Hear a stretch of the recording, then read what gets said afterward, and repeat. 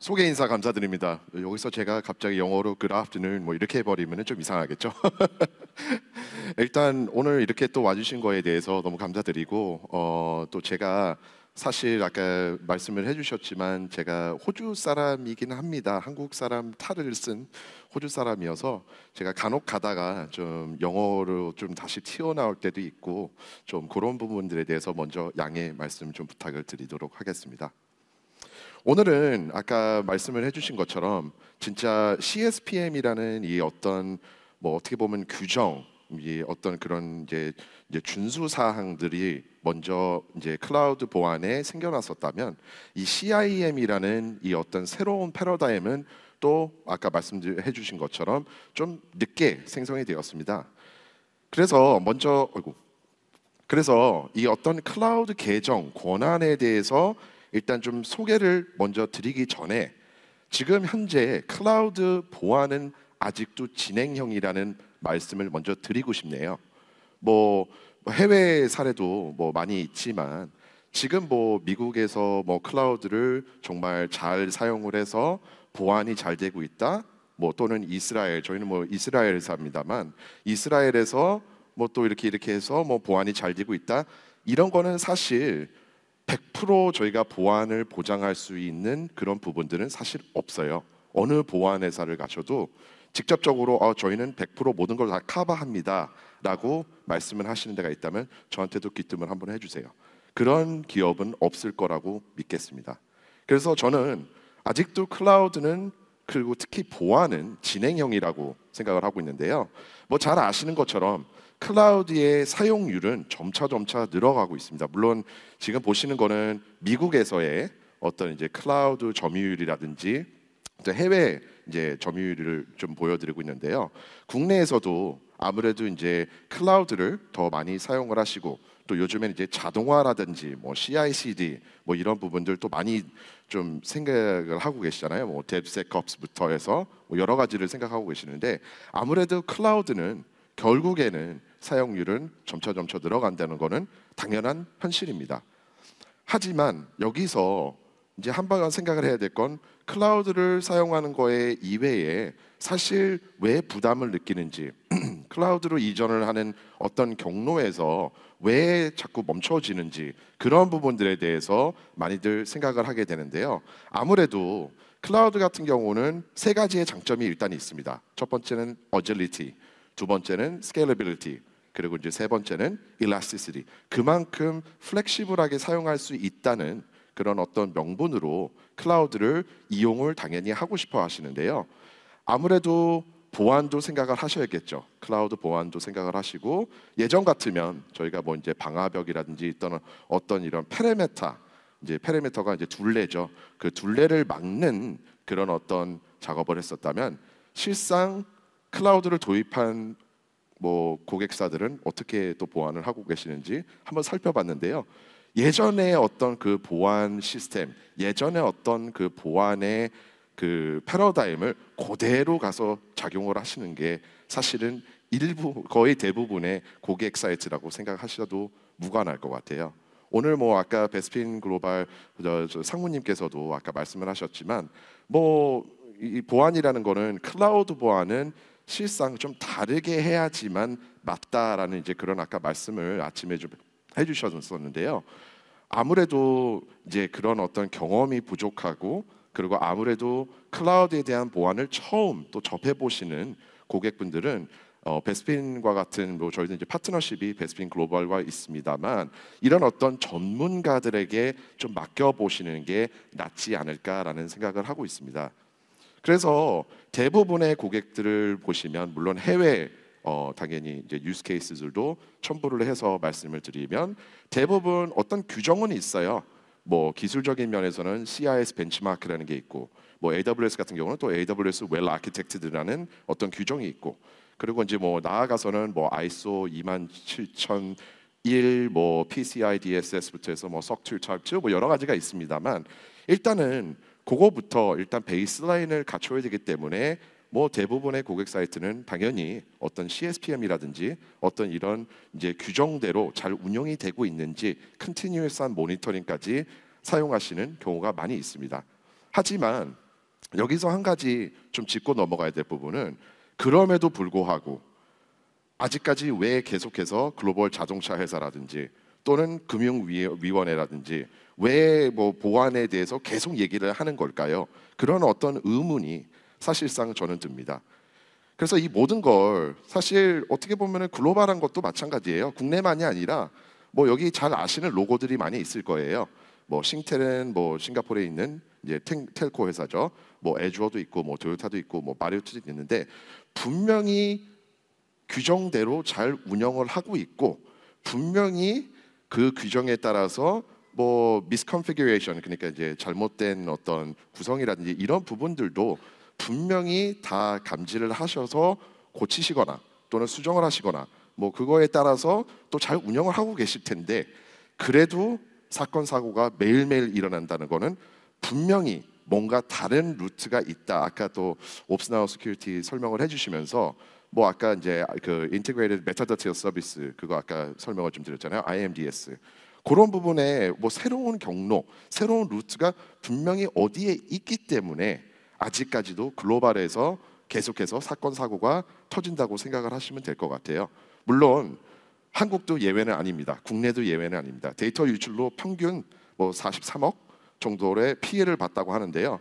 여기서 우스갯소리로 하나 제가 호주 시민이다 보니까 우스갯소리로 하나 좀 설명을 좀 드린다면 지난 9개월간 호주에서 36가지의 데이터 유출 사건들이 있었습니다. 호주에는 국민이 2,500만 명이 맞는 거죠. 25밀리언이면 2,500만 명이 있는데요.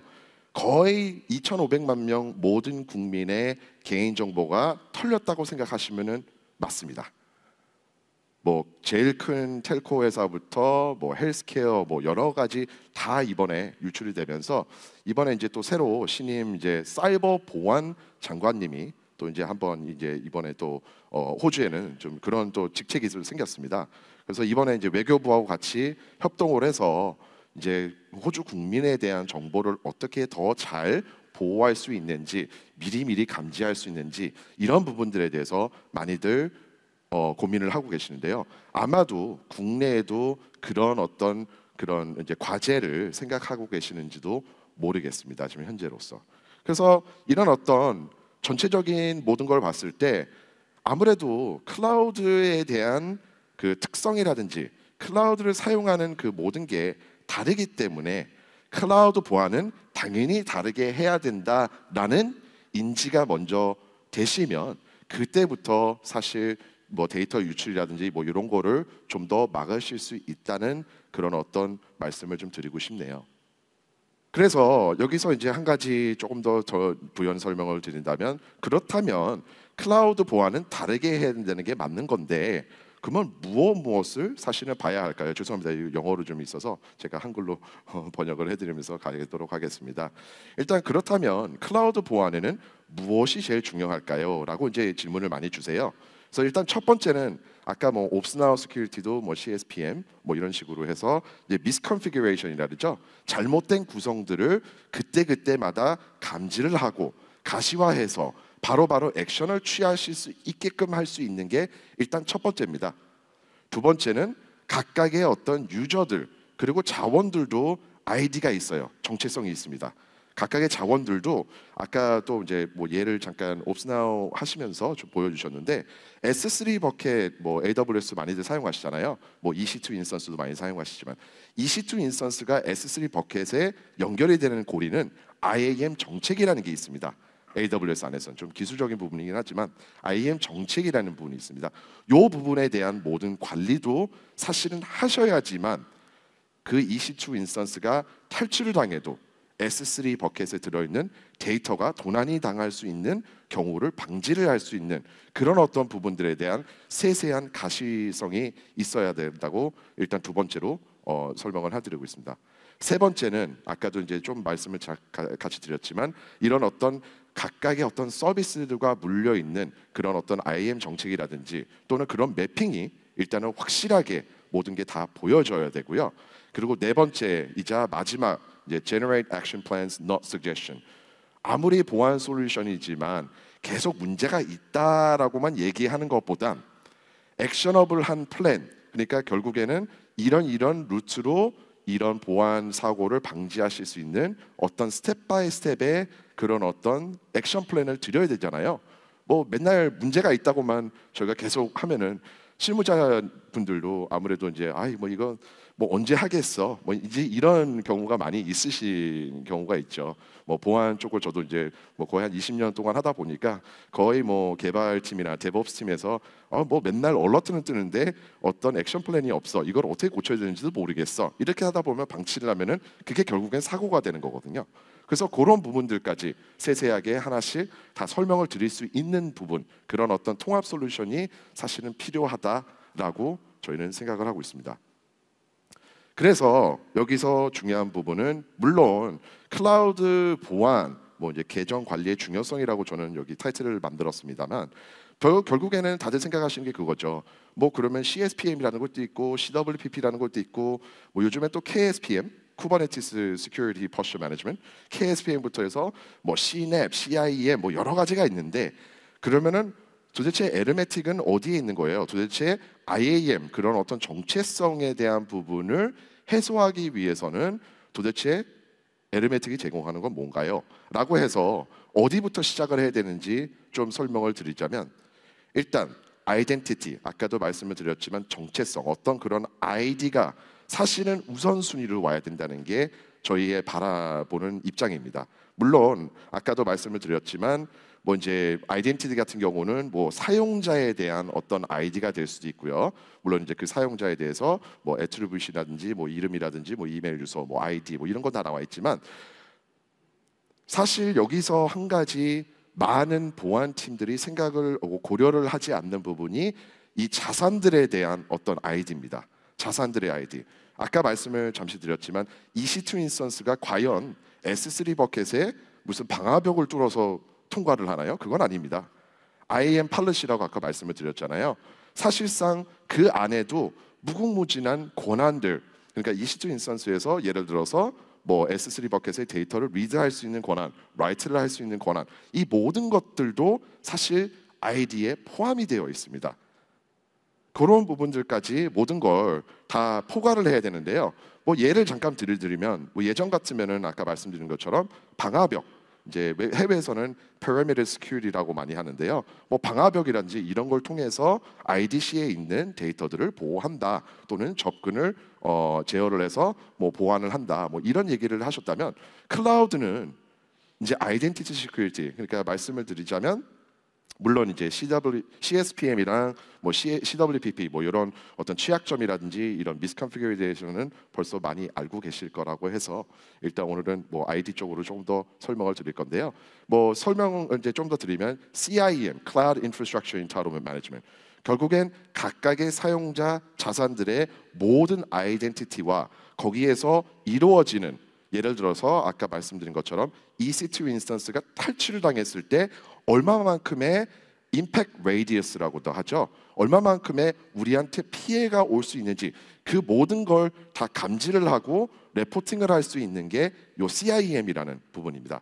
물론 이제 클라우드 시큐리티에 요즘 이제 CNAPP이라는 이제 솔루션 뭐 많이들 또 접해 보셨고 그 단어도 많이 접해 보셨겠지만, CIEM이라는 부분은 궁극적으로 우리가 어떤 루트를 통해서 해킹을 당했을 때, 클라우드의 어떤 자원이 탈취를 당했을 때 얼마만큼 우리한테 리스크가 있는지 그걸 전체적으로 보여드리고, 그리고 또 치유할 수 있는 방법까지 제공하는 게 이 CIEM이라는 관점이라고 생각을 하시면 되겠습니다. 여기서 두 번째, 요즘에 이제 뭐 국내도 자동화라든지 뭐 CI/CD 뭐 이런 거 많이 사용하시고 뭐 데브옵스 같은 게 또 많이들 사용하시잖아요. 아무래도 해외 같은 경우는 클라우드 아예 그 환경을 코드로 다 만들기 시작했습니다. 물론 국내에서도 많이 사용하시는 걸로 잘 알고 있습니다.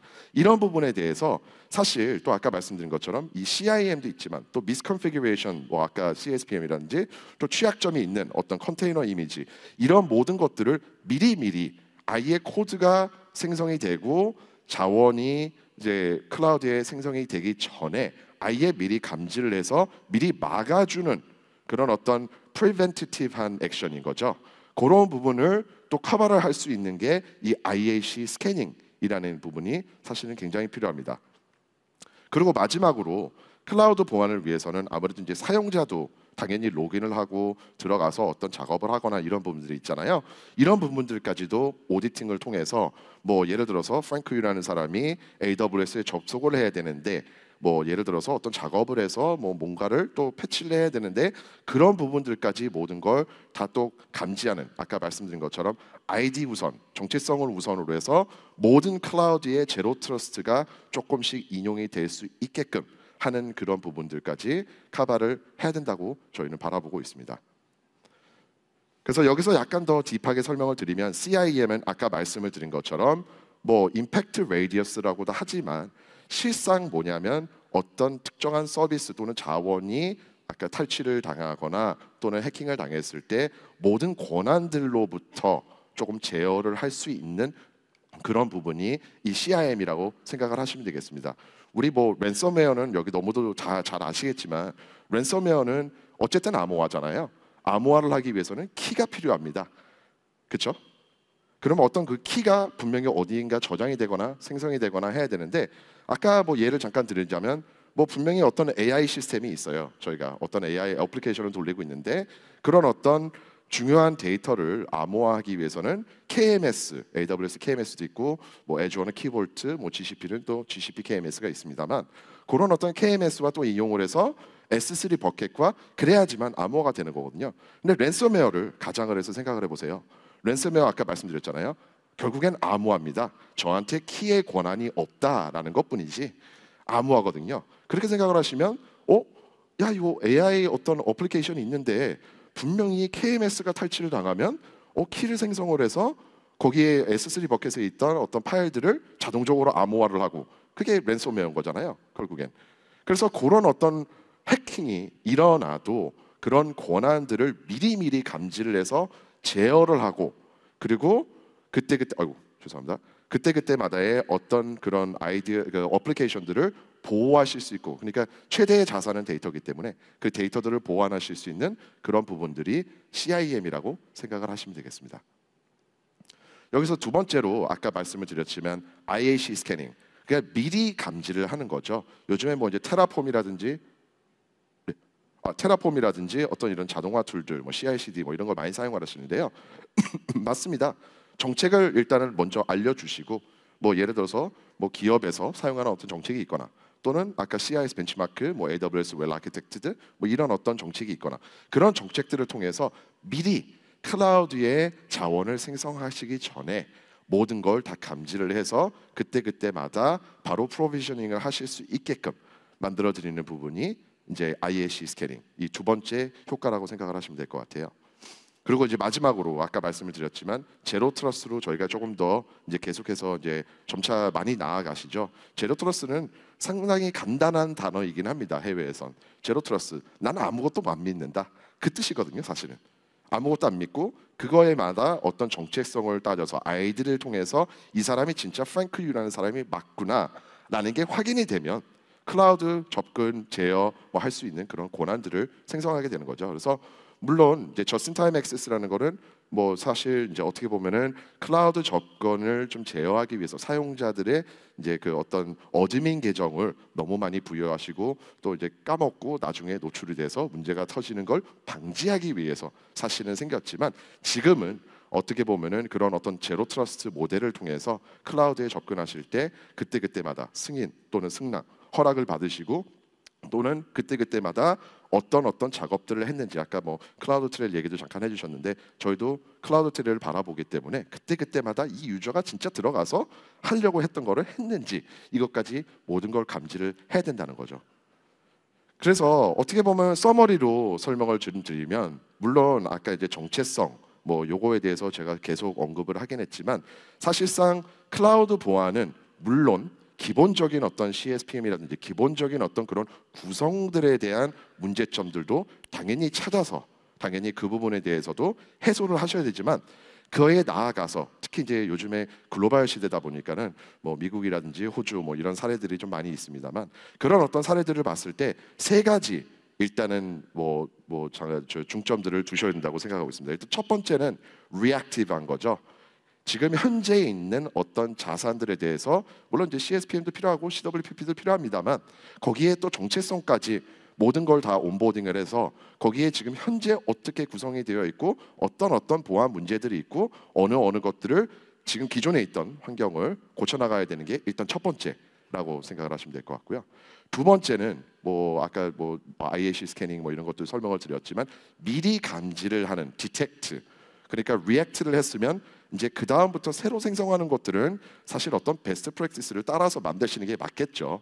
근데 그런 부분들을 일일이 개발자가 또는 일일이 데브옵스 엔지니어가 또는 뭐 스크럼 마스터라든지 이런 분들이 직접 들어가셔서 그걸 제어한다는 건 무리수입니다. 지금 뭐 저희 이제 국내에도 고객이 한 분이 계시지만 뭐 거기는 클라우드 자원이 어마어마하게 많아요. 거의 뭐 한 5만, 6만, 7만이 넘어가는 클라우드 자원들만 있는데 그걸 하나하나 일일이 이 사람 저 사람한테 이 정책을 따라서 하세요라고 레포트를 드리면 과연 그분들이 진짜로 그걸 따라 하실까요? 그러지는 않죠.